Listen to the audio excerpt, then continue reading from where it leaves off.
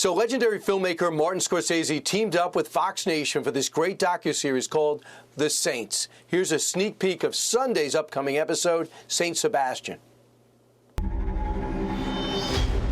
You are a defender of Rome. We must reestablish order. I'm here to help you save yourselves. Shoot him full of arrows so that I can see right through him! I speak in the name of the one true God. Well, joining us right now to expand on this series and why it's so important, Ashley McGuire, Senior Fellow with the Catholic Association. Ashley, why is it so important, in my mind anyway, for people to understand these saints were real people?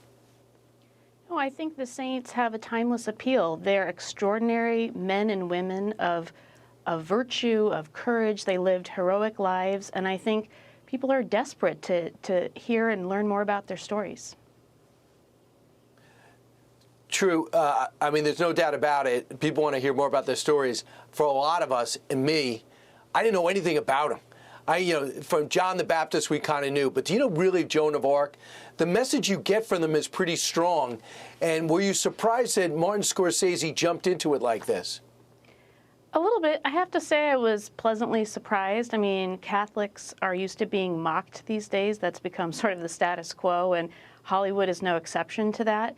But it's, from what I was able to see so far, it's clear he took care to really accurately and historically represent the saints. But I think what really stood out to me was the way that he tries to draw out their deep faith.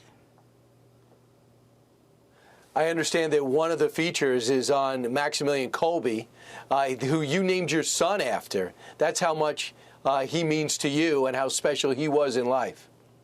No, he's an extraordinary saint. I've been to the jail cell where he died in Auschwitz. I mean, this is a man who gave his life for a Jewish stranger that he didn't even know in Auschwitz. That man ended up being at his canonization. And, he's somebody who's unfortunately more relevant today than we'd like, given the rise of anti-Semitism. But he's the kind of man, the kind of courageous man who actually laid down his life for another, living out the actual, what Jesus Christ calls us to do. And so in naming my son after him, that's what I'm going for. I mean, when people get into the holidays, we're getting closer and closer to Christmas, a perfect way to get a slice of religion and the foundation again. And these are people that aren't perfect, but they get closer and closer to perfect by the time they reach the end of their life.